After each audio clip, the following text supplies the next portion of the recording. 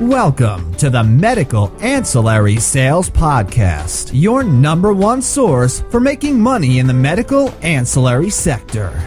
Mike and Viv bring you the latest information from lab services, pharmacy, diagnostic testing, and so much more. The latest in ancillary services will be right around the corner. Welcoming the hosts of the Medical Ancillary Sales Podcast, here's Mike and Viv.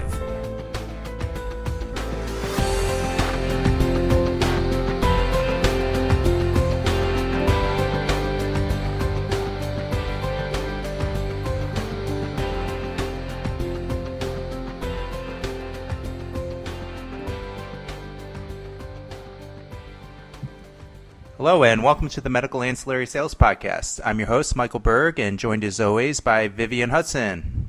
Hi Viv, how are you? I'm great, thanks Mike. And today we have got one of my most favourite people joining us today. We've got Jeremy Thomas. So Jeremy Thomas is one of our valuable product specialists, and he is here to talk to us a little bit about genetic carrier screening. The onboarding process of all the lab work and the genetic carrier screening. Absolutely. So welcome, Jeremy. How are you today? I'm doing good. You make me sound like I have some big shoes to fill there. I think you got big shoes and you filled them already, but anyway. So do you want to walk us through the process of onboarding a new clinic when we're talking about the new genetic carrier screening, Jeremy? Yeah, absolutely. So, any with any of the lab accounts that you want to bring in, the number one thing that we want to get filled out is the lab analysis form. That's going to give us, the details about the practice itself. Give us a breakdown of the insurance payer mix. How many patients they're seeing per day. Obviously the specialty of the practice, and also, it's going to give us an idea of what kind of tests they're looking to do. And in that way, we can get them suited, with the best lab that we have out there for their needs and their wants. And then, of course, with the genetics, it's the same thing. Need to get all that information to be able to make sure everything's in place. So when we go to the next step of filling out the forms to get them signed up, I'll have all those questions that I need already answered. Jeremy, what is the time frame to get these accounts up and rolling? We've seen tons. I'm glad you're doing this, by the way. This is great because we've had a lot of demand for the genetic carrier screen, but I know people need to know how to pull these things through, and there's been a lot of questions about how long these things typically take to actually get onboarded to where they can start testing. Yeah. What does that time frame look like? Generally, it's less than a week's time to get up and running, to get the supplies out. If the forms that I need are filled out in completion, and if they're sent over to me by 2:00 Central Time, then I can get that submitted in, and the supplies will go out that same day. So, and they will send out, they'll be shipped out overnight. So the practice will receive their supplies for the genetic screening test the very next day, and so they can get started almost right away within almost less than 24 hours. So what are some of the mistakes that you've seen that slowed down the whole process of getting a practice onboarded? It's not filling out the paperwork correctly, not getting the signatures that we need, all the information that's needed to get all the forms filled out and get all that submitted in. That's been the biggest flaw. And Jeremy, so you've been working with a lot of sales reps who have brought these accounts in, and what have you seen in terms of follow-up? Because it's one thing for a doctor to say, yeah, that's cool. I this looks like a test that my patients would benefit from, but to get them to actually start ordering the test, that's a whole other sale right there. So what is your recommendation, or what have you seen the successful people doing that have accounts that are up and testing? What is the call frequency? What's the sales strategy? Let's just say I got a monster account that landed. It's your account. It lands in your lab. What's your 60-day strategy on that? Well, for those first 3 months, I would definitely recommend getting in there at least once a week. making sure that everything's going, running smooth, making sure that the practice has received their supplies. There's no issues with any of the supplies. They're able to, they know how to fill out the rec forms to submit all that back over to the lab. And go in on every Monday, if possible, and make sure that the inventory for their supplies are up, up to where they're going to be able to test that entire week. Help them go through that process, get them, where they're in, where it becomes a regular thing for them at the practice to do all that on their own. Kind of hold their hand through that whole process to get them going to be successful with it. And then after that, I would probably go by maybe every couple of weeks just to check in and make sure things are going. Make sure that they still have access to the portal. There are not any concerns with tests not coming back on a timely fashion. Just to because we want to make sure that if there are any discrepancies with anything, that we're able to handle it on our end and get to the lab as quick as possible to get those corrected. Well, I've seen with this solution is just like every other ancillary that you bring into a practice, that if you can set the expectations up front with the physicians, you're going to be so much further ahead of the game. And usually what I do is once I get an account set up, I just set an account up yesterday. I went in one of my old accounts to getting going on a new service, not genetic screening, but it's the same principle applies. And I had a talk with the office manager and the doctor. Okay, we got you set up. I want to know, what is your expectation? What are you looking to get out of this? And I can use that, I hate to say as leverage against them, but I will remind them of that if they're not living up to expectations.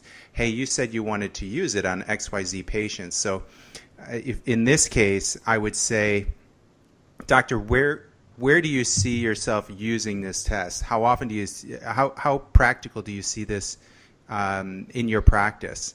And let them talk. Let them tell you where they plan on using it, how often they plan on using it.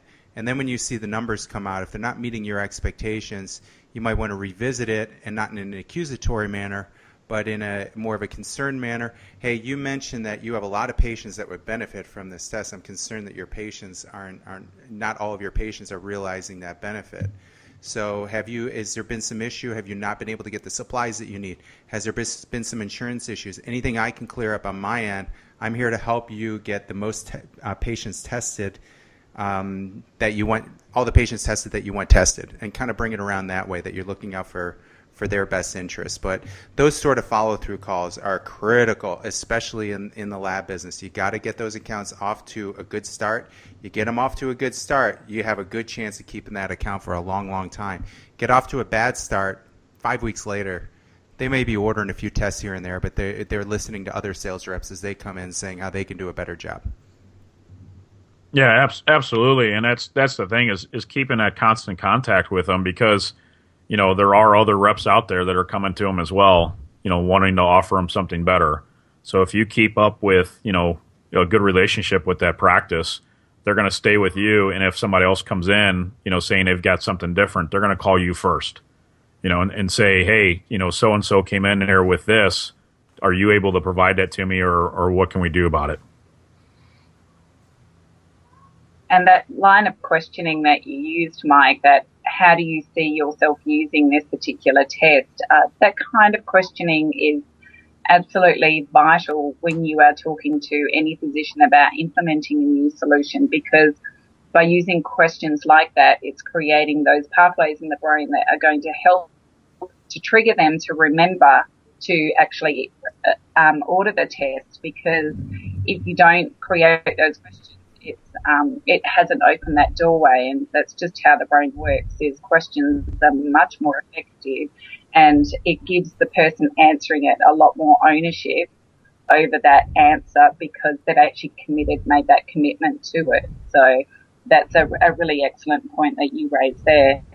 So Jeremy, what are some of the most common obstacles that you actually see in getting an office started? It's getting them to do the testing, to get it into their front of their mind, to make sure that they're offering, that test, or, being able to do that test, to get the practice, the employees of the practice to get into that routine of using that service. And that's by by going back in on a regular basis is going to keep that reminder to them that, hey, we need to utilize this service and make sure that we're using it to full capacity. Yeah, and I hate to go back a couple points to what you were making, Viv, but this kind of plays on what you just said, Jeremy, and this is about getting doctors to remember to order the test. Once they get in the habit of ordering it, you're fine. After the first 2-3 months, you're golden. But it's getting them used to ordering it and for which patients they should be ordering it. And I remember as a pharmaceutical rep, one of the things that they taught us was association. And so one of the tricks we would use is, let's say for the drug I was selling, we had a particular advantage with one insurance plan where our competitors were tier 3 on the PBMs and we were tier 2 with United. Let's just say, I don't even remember what it was, but let's just say it was United. You have that trigger with the physician where you say, Doc, these medications, if you want to give your patient the lowest branded copay, if they're with United, it's going to be writing the Merck drug. So, doctor, when you see a patient who's United, you should be thinking Merck right off the bat. It's the same. I read another book. I can't remember the name of it, but it's the same principle that marketers use. Jeremy, if I say peanut butter, what's the first thing that comes to your mind? Jelly. Exactly. So it's that kind of principle where if you can put something in the doctor's mind where when they see a certain trigger, then they're automatically going to think, oh, I should be running that genetics test. So that could be, doctor, if you see a woman of childbearing years, you should be thinking automatically, have they had a genetic carrier screened on? This is a lot of benefits for them when it comes to family planning. And it should be a conversation you're having with all your patients who are of a certain age. So now, Jeremy, what about the rest of the staff? Because I found that too with different, depending on which ancillary you're selling. And granted, the doctor is the one ordering the test. But how important is it with this test, in your opinion, to get the rest of the staff involved or at least up to speed on the new test that's being offered? Because they're going to get going to get questions. I mean, absolutely. It's very important for them to be educated because they need to know how to talk to the patients about it. Know what the test is going to turn out to be for the patient. What kind of especially with the genetic screening, what kind of diseases they're testing for, what they're looking for, what are the most the ones that are going to be most found. And then, of course, on the back end of it, knowing how to fill out the forms correctly, knowing how to do the test the correct way, and that's all going to be provided to them. Once they get signed up, the lab itself will reach out to the practice and go through that training with them, make sure that they have all the right information on what they're going to need to make them be successful with this test for them. Yeah, and I was telling somebody about this yesterday. One of my accounts that I went and saw yesterday has been an account of mine for 7.5 years now, going steady on the exact same service. And the reason that it's been going steady is because I have a really good relationship with somebody who's on the inside. And if they weren't pulling it through as much as I was pushing it through, it wouldn't work at all. It's really having that ally working inside the office. It doesn't matter what solution you're selling, but especially something with this genetics screening. This is something the doctor could easily forget about. Oh yeah, we offer that. I've had that happen before. But if you can get some other key people in the practice, pull out some of the MAs, say, hey, this is something that your doctor, that you guys are now offering, and show them the benefits, get them involved, and say, hey, here's a way that you can help your patients. And your doctor is now ordering this test. A lot of times when the doctor forgets about it, that medical assistant might be the one saying, hey, doctor, remember Mike who was in here in the office? He had that genetic screen. Do you think this patient here, she's 26, she just got married. Do you think she might be a candidate? Those are the ways that you make any of these programs, especially something like this. That's how you make it a success. You got to have those kind of relationships. It can't just be you and the office manager or just you and the doctor. Right, absolutely. Okay, well, with that, I'm going to go ahead and wrap it. So, Jeremy, I want to thank you again for getting on. And guys, if you have any questions about the genetic carrier screen, you can reach out to Jeremy directly, jthomas at ancillaryprovidersnetwork.com. And you can always reach us at the show, ancillarypodcast@gmail.com. Thanks, Jeremy. Thank you.